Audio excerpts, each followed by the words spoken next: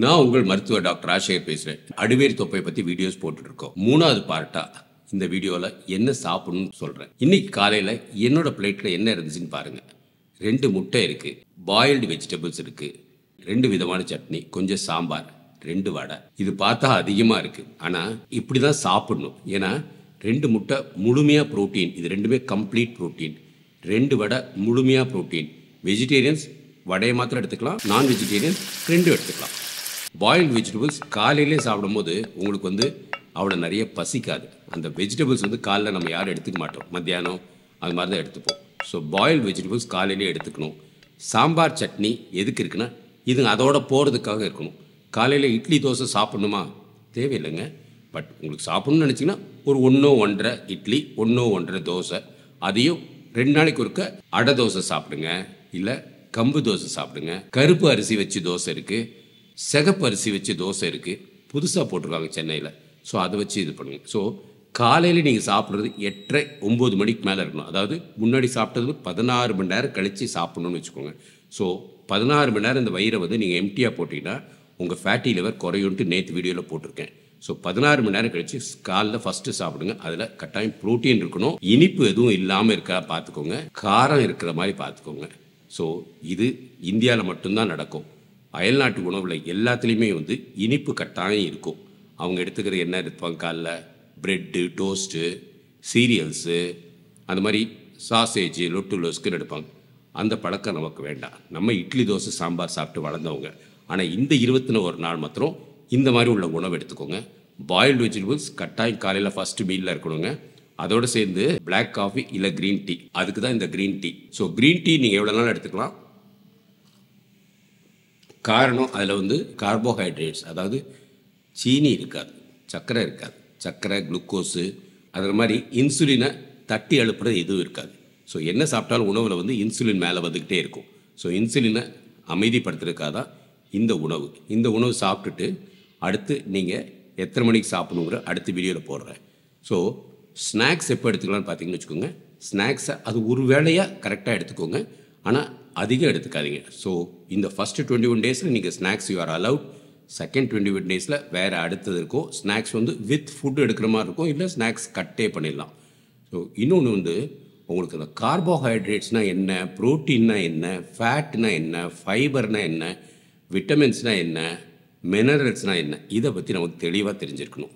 So அது ஒரு video புதுசாக போடுவேன். ஸோ இப்போதைக்கு 16 மணி நேரம் ஃபுட்டு, 16 மணி நேரம் மார்னிங் ஃபுட்டு ஆஃப்டர் 16 ஹவர்ஸ் எடுத்துப்பீங்க. அதில் கட்டாயம் ப்ரோட்டீன் உங்களுக்கு கட்டாயம் தேவை. ப்ரோட்டீன் நல்லா இருந்தால் தான் தோல் நல்லா சாஃப்டாக இருக்கும், ஹேர் நல்லா வளரும், பார்வை நல்லா இருக்கும், பிரெயின் நல்லா வேலை செய்யும், ஒரு கோவம் இல்லாமல் மகிழ்ச்சியாக இருப்பீங்க.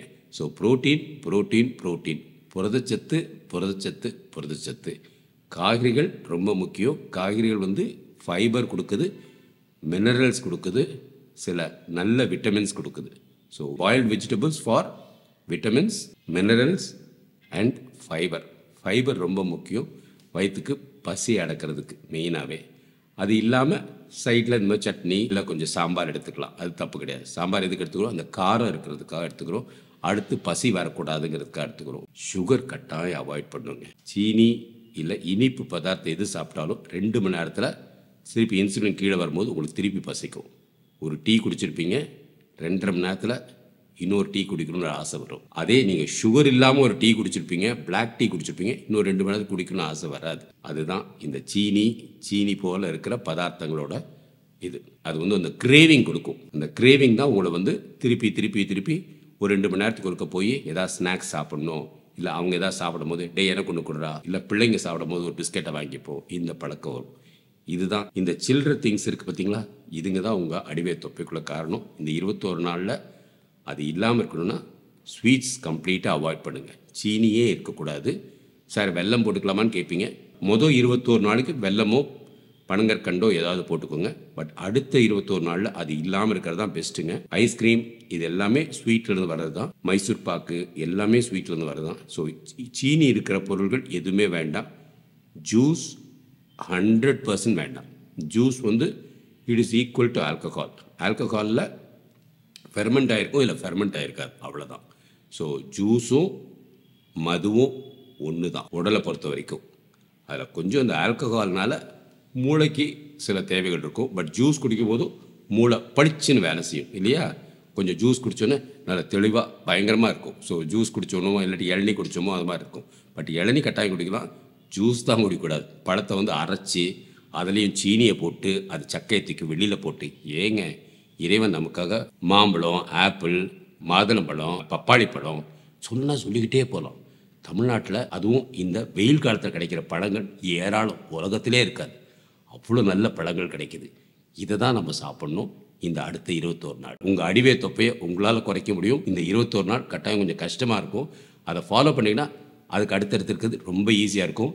ஃபஸ்ட்டு ஸ்டெப்பாக உங்களால் முடியுங்கிற சிந்தனையை மாத்திரம் வர வச்சுக்கோங்க. 2வது ஸ்டெப்பாக என்ன இலக்குங்கிறத ஒரு பேப்பரில் எழுதிட்டு எந்த டேட்டில் அந்த அடைவிங்கிறது எழுதி எனக்கு ஒரு வாட்ஸ்அப் பண்ணுங்கள். இல்லை உங்கள் சாமி ரூமில் நல்ல ஒரு இடத்துல வச்சுக்கோங்க. நீங்கள் தெளிவாக பார்க்குற ரூமாக இருக்கணும். உங்களுக்கு ஞாபகப்படுத்திக்கிட்டே இருக்கிற மாதிரி இருக்கும். மெயினாக சமயக்கட்டில் எழுதி வச்சுக்கோங்க. சமயக்கட்டில் இருக்கும்போது தான் கொஞ்சம் டேஸ்ட் பார்ப்போம். இல்லை பிள்ளைங்களை மிச்சம் வச்ச பிளேட்டை கழுவும் போது அதை எடுத்து வாயில் வச்சுப்போம். இதெல்லாம் பண்ணுவோம். ஸோ கட்டாயம் சமையல் ரூமில் நீங்கள் என்ன இலக்கோ அது தெளிவாக எழுதி வச்சுக்கோங்க. 3வது 16 மணி நேரம் எந்த உணவும் இருக்கக்கூடாது. 8 மணி நேரத்துக்குள்ளே உங்கள் உணவை கட்டுப்படுத்தணும். அந்த 8 மணி நேரத்துக்கு தான் உங்கள் வயிறு, குடல், நாக்கு எல்லாமே வேலை செய்யணும். அப்படி பண்ணிங்கன்னு வச்சுக்கோங்க, உங்கள் ஃபேட்டி லிவர் சின்னு போயிடும். ஃபேட்டி லிவர் குறைஞ்சிச்சினாலே உங்களுக்கு பாதி வயிறு உள்ளே போன மாதிரி ஒரு ஃபீலிங் இருக்கும்.